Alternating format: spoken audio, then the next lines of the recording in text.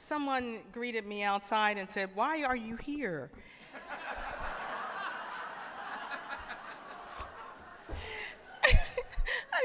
And my only response was, "You're CTA, of course I'm here."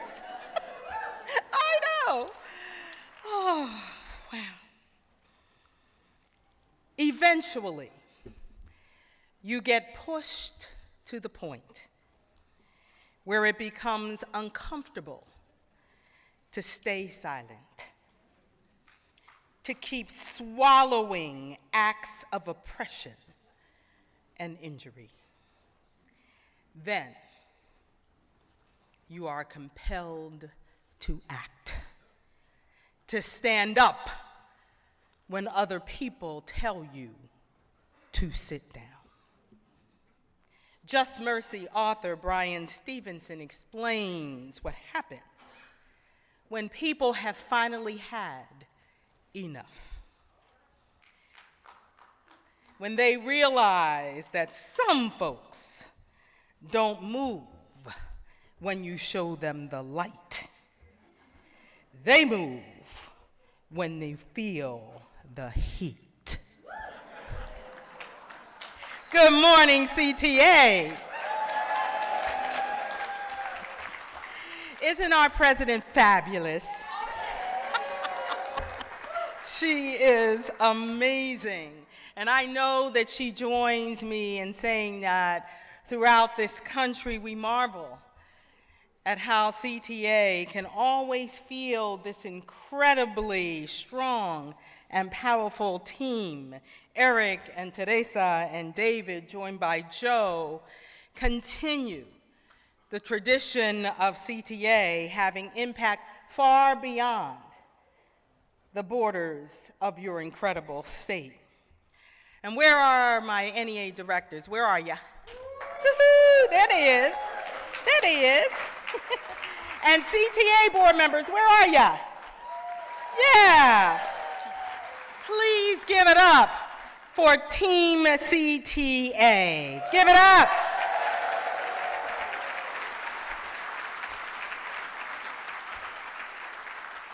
And you. You know, a lot of folks see you as fierce and feisty, tenacious and tough, big and bad. You're all those things, Eric.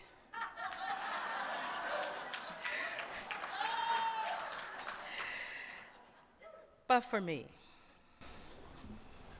you are compassionate and kind. You are consoling and considerate. This year, you were prayerful and you were protective. You were my friends and you were my family. I truly appreciated your expressions of sympathy and your ongoing support. You have made my profound loss just a little more bearable. You helped me get up when I didn't think I could. You know, I always come home to California for my hugs. But please forgive me if I hold on a little tighter this time. Because that's right, Lily, all I need is love. So I need to tap into that love and that strength, because I know you will help me.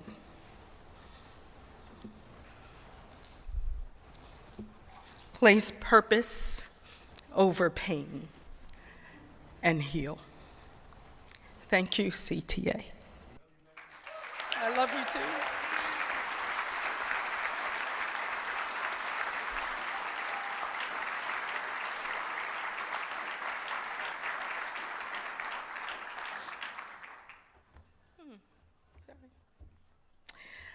Just a few weeks ago, we celebrated Teacher Appreciation Day. And a whole week we celebrated ESP and our higher ed. On Tuesday of that week, I spent my morning doing what's called a media tour For almost 4 hours, I went from one drive time show to another, talking about public education and students and the men and women who have dedicated their lives to America's children. As a few of you know in this room, I love to talk.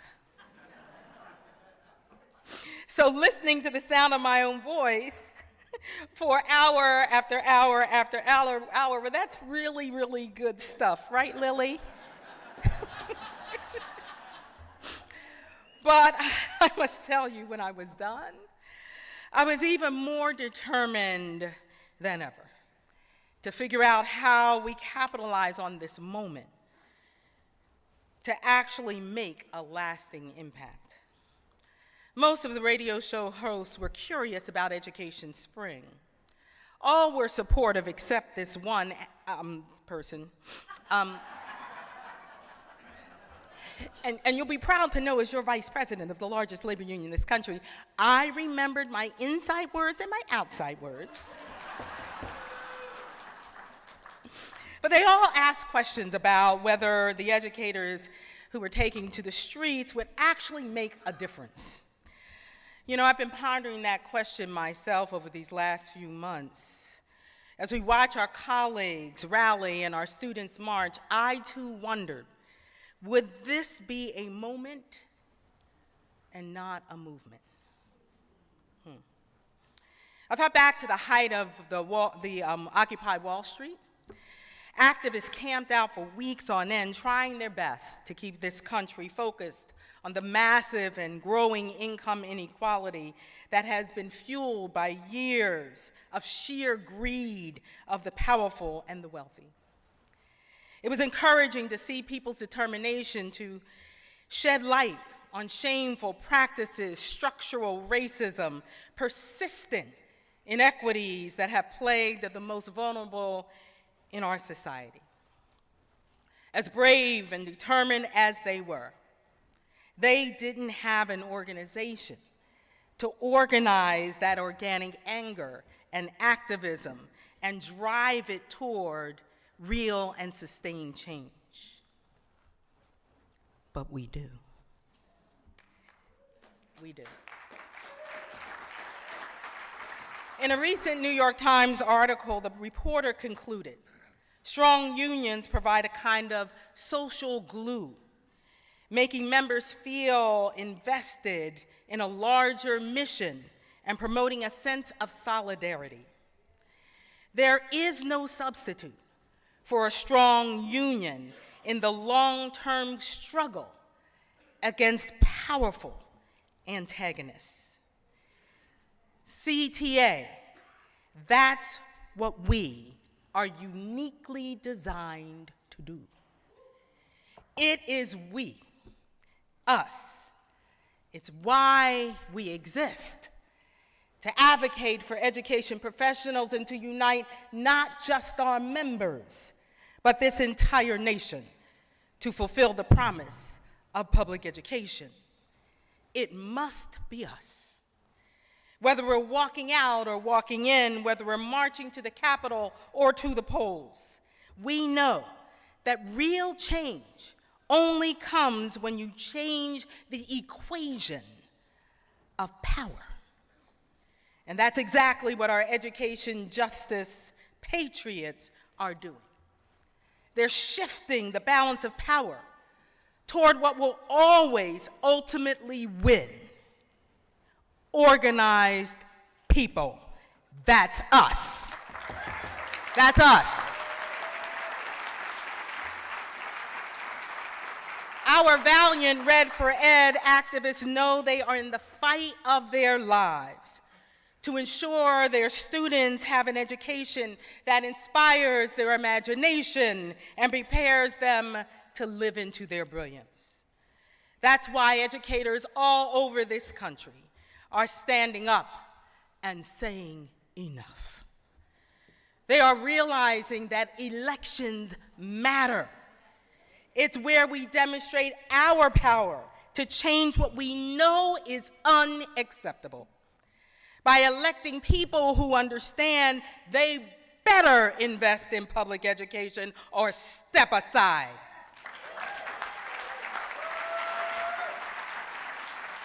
We're coming for them. That's why the rallying cry has been, we will remember in November. Now, here in California, you're going to remember next week, right? And then again in November. I have no doubt that as you watch what's happening to your colleagues all over this country, you are more determined than ever to make sure that Gavin Newsom and Tony Thurmond and Ed Hernandez are put in those all-important positions of power, because they understand that public education is a common good that we must invest in so that every student has the schools they deserve. They understand why unions must exist, so with collective power, we can fight for what's right. CTA, I have no doubt that you will not sit down. No doubt. I know you are determined to keep California as the nation's trendsetter, from establishing local control funding formulas to passing a millionaire's tax to changing your election laws so teens are automatically pre-registered to vote when they get their driver's license. California, you're leading the way.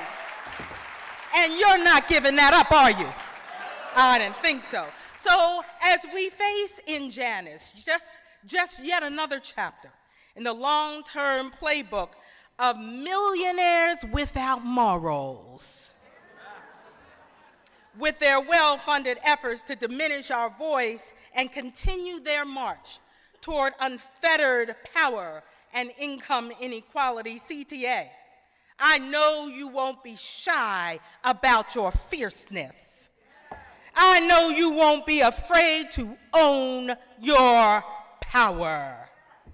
You will be brave, and you will be relentless, and you will be resilient, because we have so much more that we must do to be worthy of the phenomenal students who are rising up all over this country. David Hogg, one of the students who survived the horrific massacre at Parkland, had tears welling in his eyes, but with this steeled resolve far beyond his years, he defiantly said, "We're not done yet. We're not done.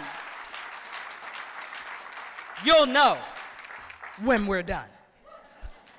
CTA, we're not done yet. Lifting our collective voices to demand that our students have access and opportunity, every single one of them. We are not done yet.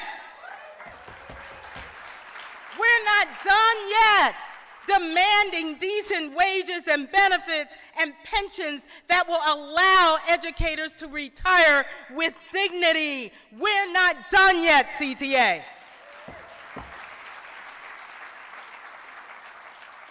We are compelled to act.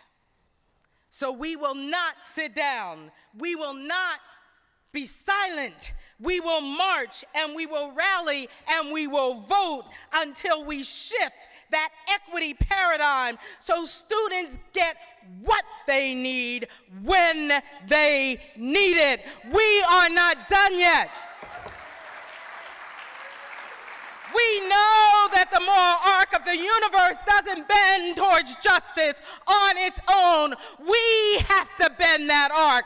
We must move it so that every one of our students, every one of them, has the justice and the equality and the freedom and the rights that they so deserve. It has to be us. With righteous indignation, we will reclaim the soul of America. CTA, we are not done yet. They will know when we're done. Union! Union! Union! union!